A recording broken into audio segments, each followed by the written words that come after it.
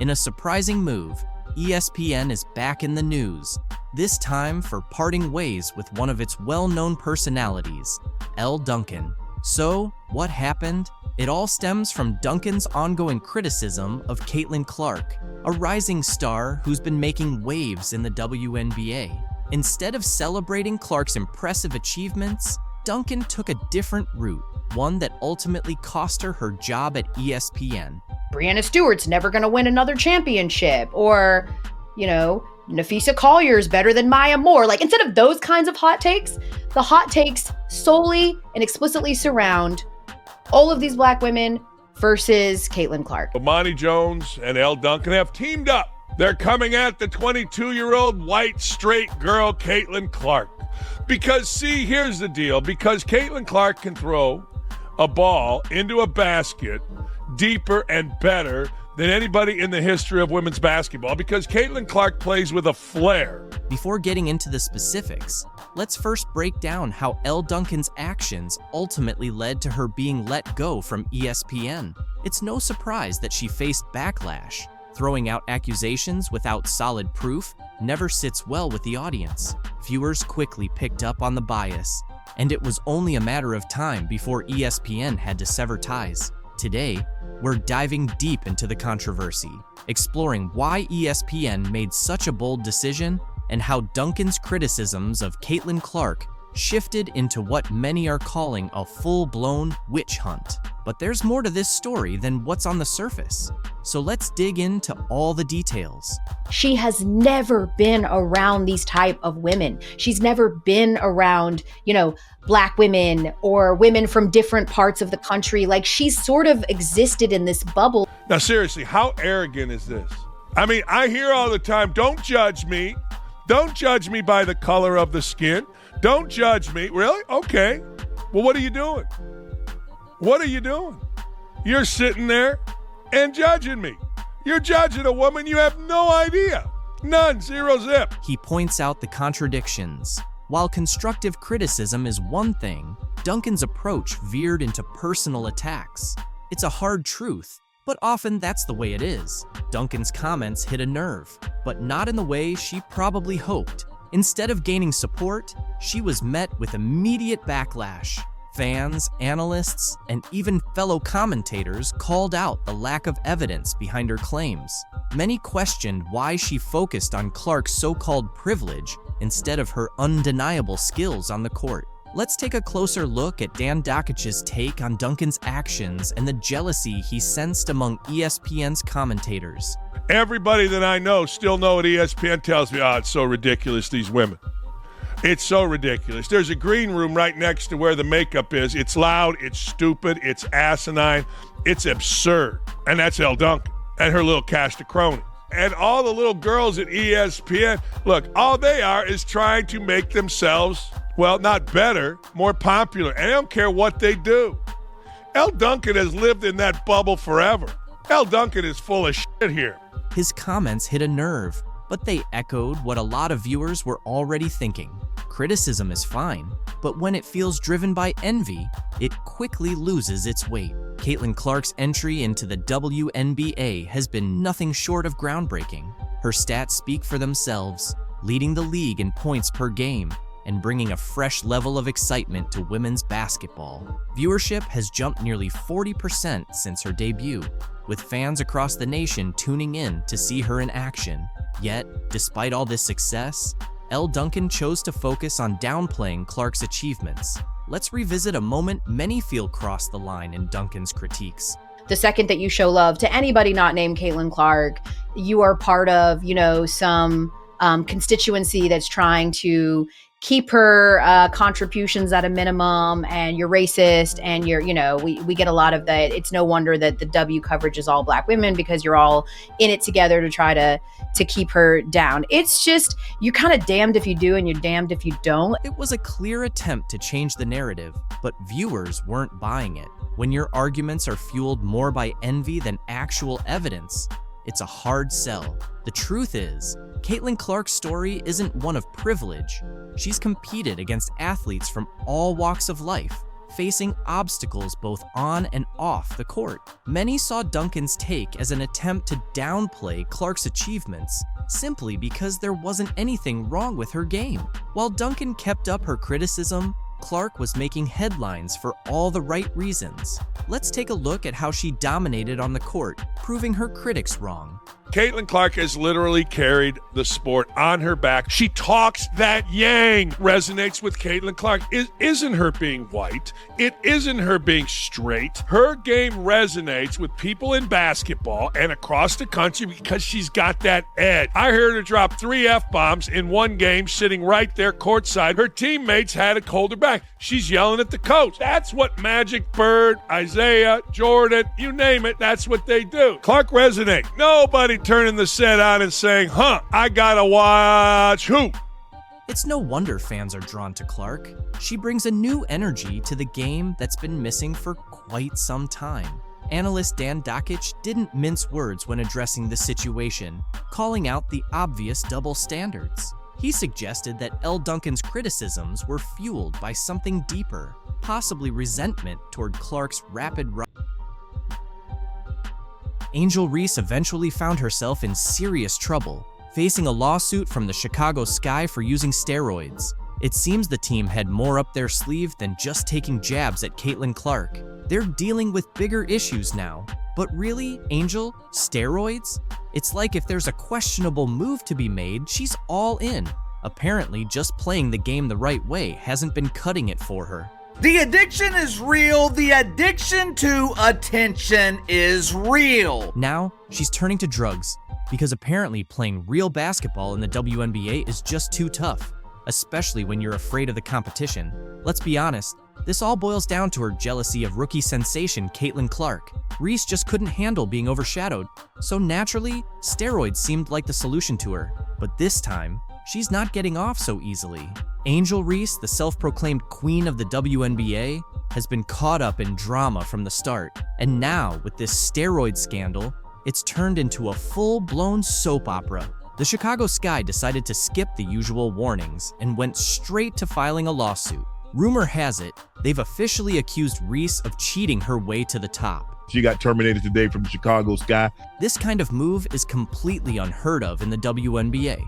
No team has ever been this bold, this over the top. We're talking about a full-blown legal smackdown, accusing Angel of juicing her way through the season, especially when things got intense during key matchups. And if you think this is some wild conspiracy theory, think again. The Chicago Sky's lawsuit reads like a sports drama miniseries. They're saying Reese cheated, and because of it, they missed the playoffs. They're not holding back. They're flat out claiming she used her enhanced abilities to sabotage their shot at playoff glory. You're not coming in and dominating our game. Here's where things get interesting. Rumor has it that Reese, realizing she wasn't going to dominate the WNBA like she did in college, decided to take a shortcut, and allegedly, that shortcut was steroids. The timing? A bit too convenient. The allegations suggest Reese turned to steroids right when it became clear that pure talent wasn't enough to keep her on top. And who was the constant thorn in her side, outshining her at every opportunity? None other than Caitlin Clark, the Iowa star who was stealing the spotlight without a trace of controversy. I think Angel Reese is jealous of Caitlin Clark. She thinks she's, the reason why this is all happening here. While Reese was grappling with inconsistency and facing criticism, Clark was out there effortlessly breaking records. Clark didn't just set the WNBA rookie scoring record in 2024. She obliterated it, finishing the season with 761 points. No drama, no scandals, just solid hard work and talent. Every time Clark lit up the scoreboard, Reese's struggles became even more apparent. Social media had a field day, tearing Reese apart with constant comparisons between her and Clark. Let's just say those comparisons didn't do Reese any favors, as it became clear to everyone that she was more talk than game. She just likes to call out haters and clap back at haters and say different things. Let's be honest, this scandal doesn't just affect Angel Reese, it casts a significant shadow over the entire WNBA. The league has been working hard to expand its fan base and prove it can compete on a larger scale. However, with this steroid revelation, the league's reputation is now at stake. If the lawsuit goes in the Sky's favor, the WNBA will face a serious need for damage control to maintain the trust of both fans and sponsors. You're not coming in and dominating our game. But why did she feel the need to resort to this? The WNBA isn't college basketball. In the pros, the competition is much tougher, and the athletes are seasoned professionals. Reese quickly discovered that it's a whole different ballgame. While her rookie season wasn't bad by typical standards, she wasn't aiming for average. There were moments when she looked like the unstoppable powerhouse everyone expected her to be, but then she would follow those performances with disappointing outings. In her first 10 games of the 2024 season, she scored under 10 points 5 times. That's not the kind of stat line that silences critics. When expectations are sky high and you don't meet them, people start talking, and not in a good way. And that's when the steroid rumors began to surface. But there's nothing about her game that's really interesting that is going to translate to people who may not watch. This is bad. This is very bad. Caitlin Clark is clearly a catalyst for a business that was, and let's be honest, Caitlin to some degree financially saved the WNBA. It was hemorrhaging money for years. You know that feeling when your favorite show ends and you're left wondering what to do with yourself? That's exactly how Caitlin Clark fans felt once basketball season wrapped up. But don't worry, Clark's got a solution so unexpected, it might just work. Let's be honest, without Caitlin Clark, most basketball games are a bit of a snooze fest, and the off-season, it's brutal. Fans are stuck waiting, hungry for any news about their favorite players. And when it comes to Caitlin, the rumor mill has been in overdrive. Will she stay in the US? Head to Europe? Take up competitive knitting? Pickleball, maybe? The fake news machine has been cranking out so much nonsense that some outlets have even started throwing around steroid rumors for every WNBA player they can think of. You say to yourself, damn, what is going on here? Here's the deal. Clark's got something up her sleeve that no one saw coming. It's not just about staying in the spotlight. It's about changing the game, or maybe even multiple games. We're talking career-defining, fan-shocking, women's sports revolutionizing moves here. And honestly, can you blame her for wanting to shake things up? This decision isn't just about Clark. It's about setting a new standard for athlete influence and expanding appeal across different sports. Caitlin, they said on the broadcast tonight that you were not going to play overseas. You're going to take some time. Can you just tell us a little bit more about that decision? You might think you've got Caitlin Clark's next move figured out, but get ready to have those assumptions completely shattered. What if I told you her latest plan involves swapping out her basketball sneakers for a pair of golf spikes? I don't know what I'm going to do tomorrow. I don't know what I'm going to do the next day. So maybe play some golf. I think that's what I'm going to do until it gets too cold in Indiana. So I got that. I'll become a professional golfer. Not too much, babe. Yeah. Just wait, keep it basketball. Clark's shocking announcement has left fans in disbelief after weeks of speculation about her off-season plans. She's made a choice that no one expected. The basketball phenom is now focusing on the golf course, and not just for a casual round here and there. Here's where it gets really interesting. Clark isn't just playing for fun. She's joining the LPGA's Annika Pro-Am event at Pelican Golf Club in Florida. That's right, she'll be teeing off alongside golfing legend Annika Sorenstam. Talk about a power move. WNBA Rookie of the Year set to compete in a Pro-Am golf event next month. The Indiana Fever superstar will appear at the Annika, which is the next to last tournament on the LPGA Tour from November 11th through the 17th. She will also play in the Pro-Am event on November 13th. You might be asking where this all came from. Well, it turns out Clark's athletic abilities go beyond just the basketball court. She has a diverse sports background that's been flying under the radar. Remember when she played soccer as a kid? That's where she developed the explosive power behind her jump shot. It's almost as if she's been secretly preparing for this moment all along. But golf? That's a whole different game. Or is it? I remember getting my first set of golf clubs for one of my birthdays when I was really young. My dad got it for me. It was an all pink bag, all pink clubs, and my dad would always take me when we were younger. I probably started playing golf when I was like 3rd or 4th grade. I mean, I was terrible. I couldn't hit it off the ground. A viral video of Clark almost scoring a hole-in-one has been making the rounds. And trust me, it's impressive. The way she celebrated after sinking that birdie was pure Clark. That competitive fire we've seen on the court is just as intense on the green.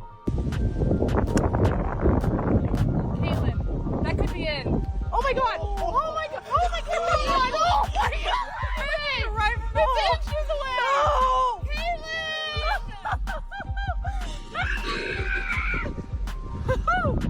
Oh, I have to go after that. Are we being serious? Wow. Are we sure it didn't go in? No, I can see it. Are we sure? Clark is really excited about this new challenge.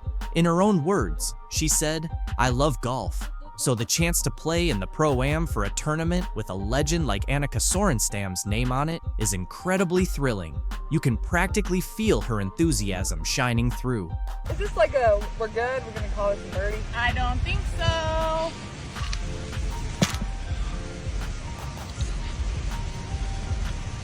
No! Yes! That's huge. Great birdie. Woo! Let's be honest, this move isn't just about Clark's passion for golf. It's a strategic play to remain in the spotlight and keep fans engaged during the off-season. While other players are starting podcasts, Clark is out there expanding her brand and pushing her limits. Remember the John Deere Classic Pro-Am? Clark drew massive crowds and received praise from professional golfers for her performance and character. She's not just participating in these events, she's making waves and turning heads. This shift to golf isn't solely about personal growth or staying relevant. Clark isn't satisfied with just being a basketball star. She's aiming to become a sports icon, plain. Nike, an organization that got her on a bargain basement deal and is telling her, well, we're gonna wait to promote you until we're done promoting Asia Wilson. And she's in the middle of all of these racial discussions that she has nothing to do with, wants nothing to do with, and then they're demonizing her fans. Caitlin Clark just sent a clear message to Nike by signing a major deal with Adidas. And Nike's situation is about to get a lot more complicated. Who thought it was a smart move to prioritize Aja Wilson over Clark? This isn't just a questionable decision, it's a serious misstep. Clark is breaking records left and right and attracting more fans than half the league combined.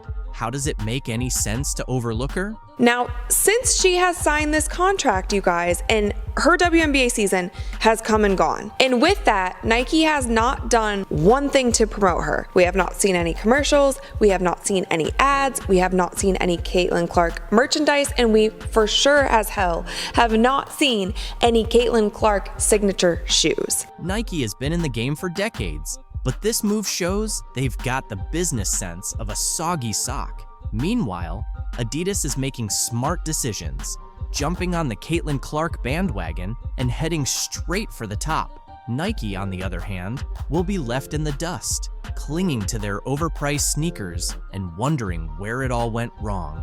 Nike, this one's going to sting. The average Angel Reese game is 10,100, 10,200 they come to watch her. Nike just made one of the biggest mistakes in their history. They let go of the one player who's been shattering records and reshaping the WNBA. Caitlin Clark was practically handed to them on a silver platter. And what did Nike do? They let her walk away. There was a Nike ad for Iowa Caitlin, though it wasn't exactly pushed on the public. There has been no Nike commercial for Clark as a pro. Let that sink in. Oh, they just shrugged, looked the other way, and treated her like she was any other player riding the bench. This is the same company that built an empire on recognizing and capitalizing on talent. And now, they've somehow made Adidas look like absolute geniuses. Adidas is probably celebrating right now because they just pulled off one of the greatest heists in sports marketing history.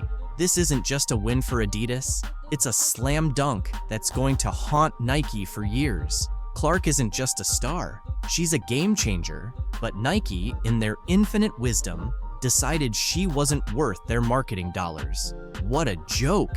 The execs at Adidas are probably laughing like, did Nike really just hand us the future of women's basketball on a discount? Caitlin originally signed an NIL deal with Nike when she blew up in college. She was so popular. Caitlin was the most recognized college player in the country by far, twice as much as second place Angel Reese, 4 times more than the most popular men's player. That's never happened. So when she turned pro, several shoe companies were after her. Under Armour said she'd be the face of Curry brand. Nike, what were you thinking? You had the one player who doubled WNBA attendance, shattered rookie records, and made the league more relevant than ever? And you decided to let her go? That has to be one of the worst decisions since Blockbuster passed on buying Netflix. Meanwhile, Adidas swoops in, recognizes true talent, and offers Clark a huge deal, while Nike's busy promoting athletes who can't even come close to the numbers she's bringing in. But of course, Nike's stuck with their safe choices. Great job. Keep focusing on your outdated strategies while Adidas is positioning themselves to dominate women's sports. How did Nike not see the millions of fans tuning in just to watch Clark light up the court? The average WNBA viewership, game, 7,300 in attendance. The average Angel Reese game is 10,100, 10,200 they come to watch her. You know what the average attendance is when Caitlin Clark plays home or the road? What? 15,300. Wow. Okay. Do you know what Caitlin Clark just got the contract from Nike? Nike. You know what the contract is? I want to say it's... Did they not notice the packed arenas or the record-breaking merchandise sales? Were they living under a rock? Or just too busy congratulating themselves on their past successes? And let's not forget Nike's weak attempt at backing Clark. 8 years? $28 million? Are you kidding? That's pocket change for a player of her caliber. This is Caitlin Clark we're talking about, the same woman who's been the face of every major WNBA headline this season, drawing more attention to the league than any other player in recent history.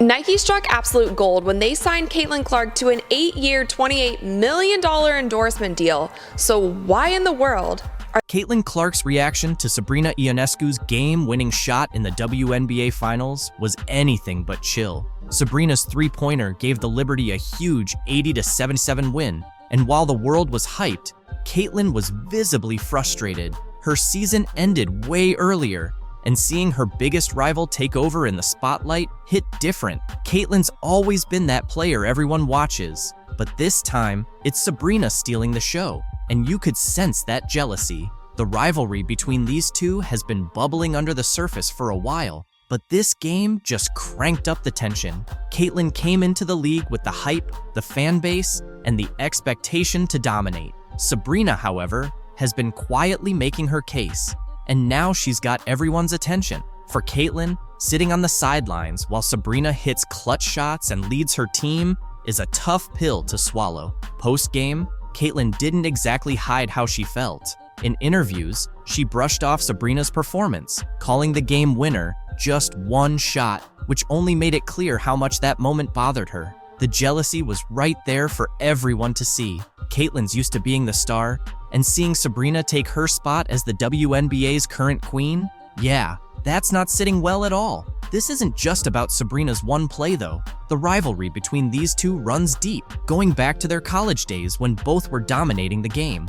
Now, as pros, it's become a battle for the top spot. Caitlin had the spotlight coming into the league, but Sabrina is stealing the shine when it counts. That game winner wasn't just a clutch moment, it was a power move, showing that Sabrina can take over when it matters most. Caitlin's frustration is understandable. She's a competitor to her core, and seeing her biggest rival have her moment while she watches from the sidelines, that's fuel for the fire. But you can tell she's struggling with the fact that right now, the spotlight is firmly on Sabrina. That frustration and envy are driving Caitlin, and the tension between them is only getting thicker. Sabrina, on the other hand, is living for these moments. Her ability to deliver under pressure is what's setting her apart right now. Even though she struggled earlier in the game, finishing with just 13 points, she hit the shot that mattered most. And that's the kind of thing that elevates a player from good to legendary. While Caitlyn watches, Sabrina's out there writing her own story, and you know that's eating Caitlyn alive. Next season, this rivalry is going to reach another level. Caitlyn's not going to let Sabrina keep this momentum without a fight. You can bet she's using all this jealousy and frustration as motivation to come back stronger. The next time they meet on the court, it's going to be electric. The tension is there, the stakes are higher, and Caitlyn's got something to prove. But right now, this is Sabrina's moment. She's earned the spotlight with that game winner. And for now, she's the one everyone's talking about. Caitlyn, on the other hand, is left stewing in the envy, knowing she'll have to wait for her chance to take back the crown. This rivalry is only getting started, and the next chapter is going to be must-watch basketball. The battle for the WNBA's top player, it's just... Caitlin Clark, almost unanimous, -1. Angel Reese received one first place vote for Rookie of the Year. It was a stupid decision because it compromises what your ultimate goal is. A WNBA legend has been caught red-handed for plotting against Caitlin Clark in the Rookie of the Year race. Until now, no one knew which veteran player had gone out of her way to bribe a journalist to vote against Clark. But now, she's been exposed with solid evidence. You might be feeling disappointed, especially if you've been cheering for her all season, believing she was a true icon. In reality, she's been harboring jealousy all along. So we've got somebody out there who is casting votes for Angel Reese. I say somebody. I mean, I suppose it could have been one person who voted for Angel Reese for Rookie of the Year and another person who voted for Angel for MVP. Why did this happen? Because Clark captured all the attention in just one season, something that took this legend years to achieve. Need a clue? Well, on the same day Caitlin Clark secured the Rookie of the Year award, this so-called legend snagged the biggest WNBA title of the year. Got someone in mind? If you think you figured it out, brace yourself. This story runs much deeper than just a single bad vote. That somebody is trolling Angel Reese because these are sports people, supposedly. These are members of the media. These are people who write about sports, who broadcast about sports, who... And believe me, up until now, you've only heard the basic stats. For instance, Caitlin Clark averaged an incredible 19.2 points per game, dished out 8.4 assists as if she were handing out candy, and grabbed 5.7 rebounds just to top it off. Sure, it all sounds impressive, but that's just scratching the surface. What's even more astonishing is that despite Clark dominating nearly every rookie statistic you can think of, she didn't receive a unanimous Rookie of the Year vote. We were making the point, do you want to promote the league or not? And people like Andrea and others were resistant to that playing a role in somebody making the roster. Nope. Instead of every single vote going to the clear choice, only one, just one solitary vote went to Chicago Sky rookie Angel Reese. This wasn't just a harmless fluke. It was a rogue move that sent shockwaves across the league, leaving fans shaking their heads and analysts scrambling to figure it out. Let's be honest, if any rookie deserved every vote, it was Caitlin Clark. So why didn't she get it? What's the story behind that one odd vote? I could actually argue that it hurts the game more if they had given her a roster spot over someone more deserving. When the dust settled, Caitlin Clark secured 66 out of 67 votes for the Rookie of the Year award. These votes came from a mix of 43 national sports writers and 24 local journalists across various WNBA markets. That's a lot of consensus among a wide range of people. So how did one stray vote slip in? This wasn't just someone trying to be a rebel or offering a different perspective. That lone vote felt like a sucker punch aimed directly at Caitlin Clark's perfect season, a calculated move to ensure her record wouldn't be flawless. And that's when things start to get interesting. This situation wasn't merely about Angel Reese receiving an unexpected shout-out. It was about someone attempting to sabotage Caitlin's perfect Rookie of the Year sweep. But who could it be? Definitely not Cheryl Swoops. as she doesn't even have the authority to vote in this competition. So let's discard that theory. When it was revealed that the rogue vote came from journalist Cameron Duncan, everyone began asking the same question: why Reese? Sure, Reese had decent stats, but she wasn't even in the same league as Clark's record-breaking season. So why did Duncan choose to cast his vote for her? Word on the street is that Duncan wasn't acting alone. Rumor has it that WNBA superstar Aja Wilson had something to do with this. That's right, the same Aja Wilson who has been dominating the league and racking up trophies. But why would a star like Wilson get involved in something as petty as one Rookie of the Year vote? Here's where things get wild. In 2024, Aja Wilson became the first player since Cynthia Cooper in 1997 to win the MVP award unanimously. She received all 67 votes, every single one. This was a monumental achievement, making her the only player in modern WNBA history to accomplish a unanimous MVP win. You know, the WNBA continues to kill the golden goose. Now, I must clarify something. A lot of you are hitting me up with, why hasn't the WNBA talked about their Rookie of the Year award since Caitlin Clark, it's been released, is the Rookie of the Year? Well, they haven't announced any awards. But then Caitlin Clark entered the scene, rising through the ranks and threatening to overshadow Wilson's moment of glory. Suddenly, Wilson wasn't going to let a rookie waltz in and take away the one thing that set her apart, a perfect record. As Clark began accumulating Rookie of the Year votes, Wilson allegedly intervened, intent on ensuring that Caitlin wouldn't achieve something she herself never did: unanimous Rookie of the Year honors. This is where the situation shifts from petty to full-blown. Yeah, but she needs to be on a better. She needs to be on a better team. ESPN is now having a meltdown over Caitlin Clark's new deal in Europe, acting like they have any say in her choices. They don't? Clark's already made her decision and isn't looking back, no matter how much noise they make.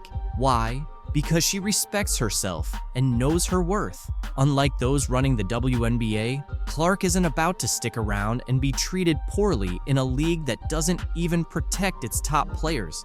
So why should she stay? She struggled with physical defense she's faced at the professional level and voiced frustration with the league's officiating, recently telling reporters, quote, "I feel like I'm getting hammered and everybody is physical with me, and opponents get away with things that other people don't get away with." That's what Caitlin Clark said. She's been shoved around by other players, overlooked by the refs, and constantly attacked by critics who couldn't stand the fact that she was the one keeping the struggling league afloat all on her own. What I am upset about is like, hey man, your meal ticket is under constant attack.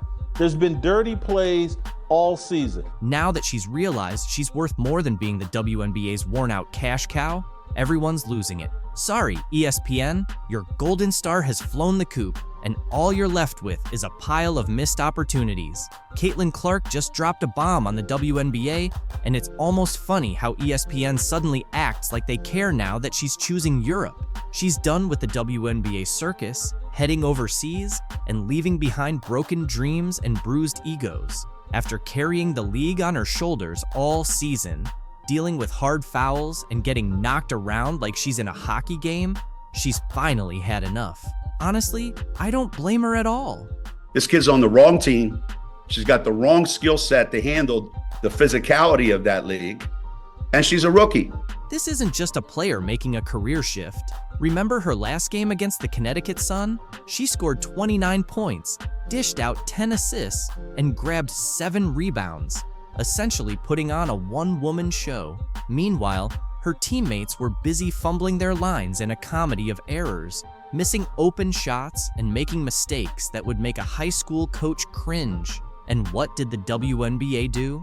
They allowed the refs to treat her like a punching bag while they just sat back and watched. Fans didn't sign up for a UFC fight, but that's exactly what the WNBA turned into every time Clark stepped onto the court. Caitlin Clark was assaulted yesterday in her very first playoff game in the WNBA.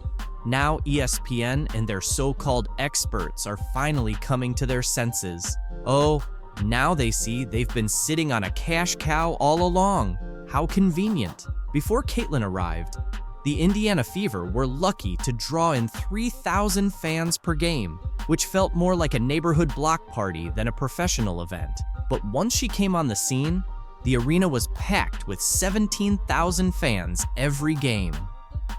That's a 400% increase. The Indiana Fever, all right, with Caitlin Clark, led the league in attendance both home and on the road. Fever averaged 17,000. How's that for impact? They didn't just have a star player, they had a once-in-a-generation phenomenon. But sure, let's keep focusing on spreading the wealth instead of celebrating the one player who single-handedly put the WNBA on the map. If Caitlin Clark is the quote-unquote savior, if she's the golden girl, milk it! And don't even get me started on merchandise sales. Caitlin Clark's jersey has outsold everyone in the league's history, surpassing legends like Sue Bird and Diana Taurasi. We're talking about a rookie, a first-year player, outshining Hall of Famers. That's not just impressive, it's historic. She made the WNBA must-see TV, and her games felt like national events. But did ESPN ever recognize her as the superstar she is?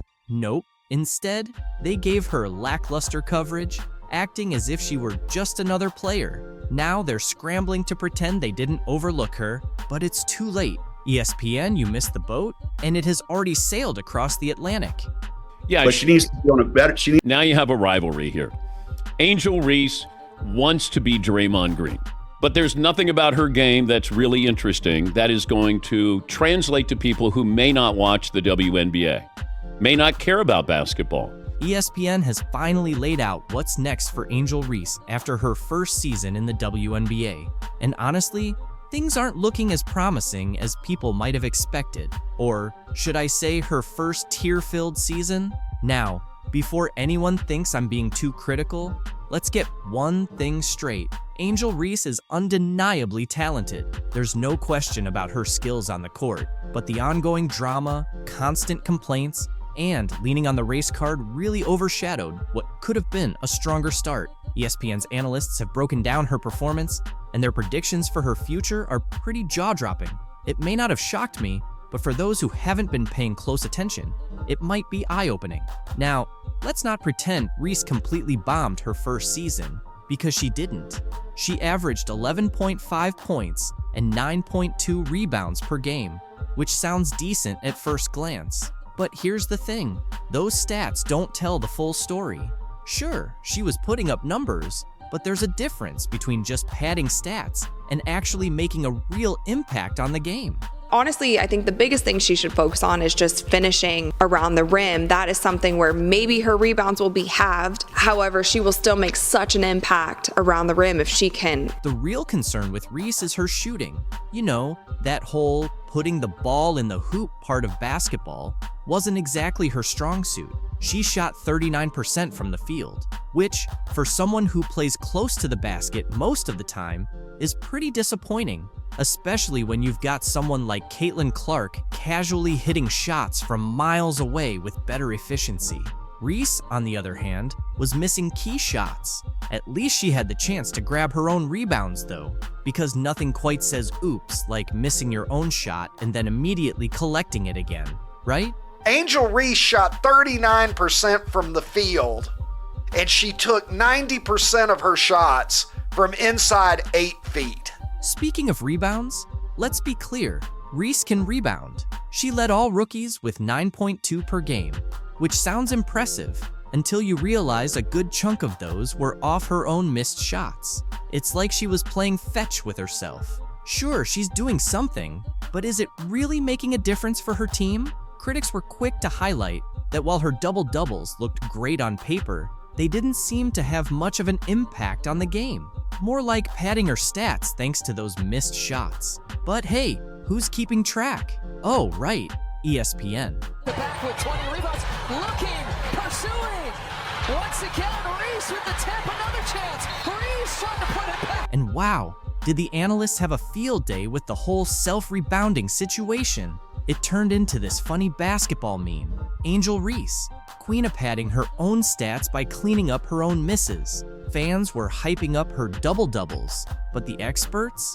They were raising eyebrows and asking, wait, how many of those rebounds were from her own missed shots? It's one of those things that sounds impressive until you take a closer look and see the mess beneath the surface. Meanwhile, Caitlin Clark is out there casually racking up triple-doubles with so much efficiency, and in comparison, Reese's numbers start to feel a little empty.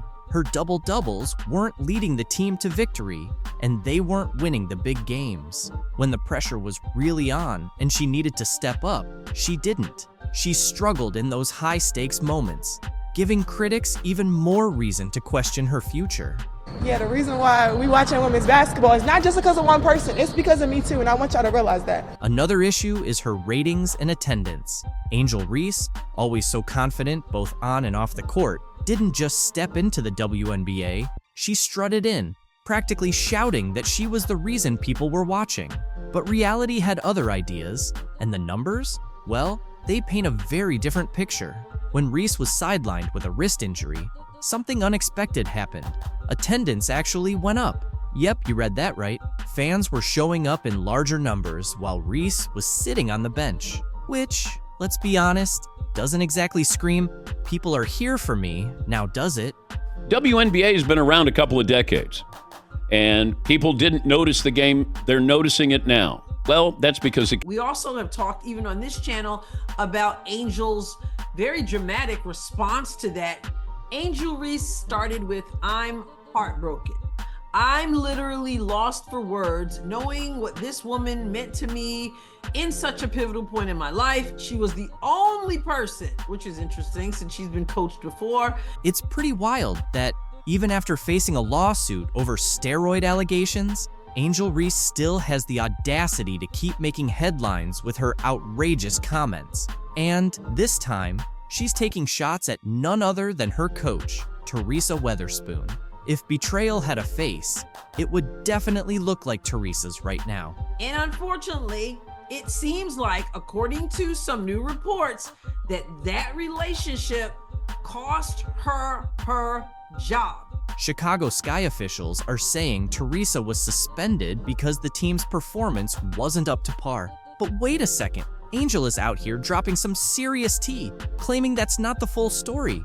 Point being, she disrespected the official. That was the official response to this. So why is Angel doing this? Are her claims actually legit? Or is this just another dramatic turn in the ongoing Angel Reese saga? Let's break it down from the beginning because things are getting messy. Ever since then, the internet has been blowing up, and it's all because of Angel Reese. now you have a rivalry here. Angel Reese wants to be Draymond Green, but there's nothing about her game that's really interesting that is going to translate to people who may not watch the WNBA, may not care about basketball. Once hyped as the next big star in the WNBA, Angel is now caught in the middle of a scandal so wild, it's shaking up the entire league. After months of rumors, the truth finally came to light. Reese allegedly turned to performance-enhancing drugs in a desperate attempt to stay relevant. When you can't keep up with the talent in the league, what do? Yeah, apparently, you turn to steroids to close that gap. Angel Reese is the villain, Caitlin Clark is the hero, and Angel Reese continued to play into it last night by getting ejected, and it's almost like it's all scripted. This is perfect for the WNBA. She's all the talk. She's the one standing up there in front of reporters saying, I need all of you guys to realize there's two of us that changed the game of women's basketball, and it's not just Caitlin Clark. I was a part of that 2 years ago in the national championship game, and it's going to continue to be that way from here on out. I kind of love it. I don't agree with her. It's way more Caitlin Clark than it is Angel Reese. Then, boom, news breaks that Reese tested positive for performance-enhancing drugs, and the entire WNBA world went into a frenzy. The Chicago Sky, her team at the time, didn't waste a second suspending her while they launched an investigation. But honestly, we all knew where this was going. Her job. And I don't doubt it, because anybody who's watching could see that what was going on with Chicago and with Angel Reese and the double-double streak and all that stuff wasn't good for Angel, wasn't good for the rest of the team, wasn't good for the whole organization. The moment those test results came back, Reese's career nosedived faster than her fourth quarter shooting percentage. Her public image was already hanging by a thread, but this, it completely shattered it. The sky cut her loose, and fans, the league, everyone were left stunned, picking their jaws up off the floor. WNBA has been around a couple of decades, and people didn't notice the game. They're noticing it now. Well, that's because of Caitlin Clark, not Angel Reese. The drugs Reese allegedly used weren't your everyday vitamins. Nope, she supposedly went for EPO, or erythropoietin, a powerful performance enhancer that boosts stamina and endurance by increasing red blood cell production. It's the kind of stuff cyclists and marathon runners use to push their bodies to superhuman levels. On top of that, she reportedly dabbled in anabolic steroids, which help build muscle faster than you can say bad decision. Both of these substances are strictly banned under WADA regulations, and the WNBA, they don't mess around with this kind of thing. Athletes caught using these banned substances usually face a harsh reality: suspensions, public humiliation, and a huge question mark hanging over the rest of their career. The addiction is real. The addiction to attention is real.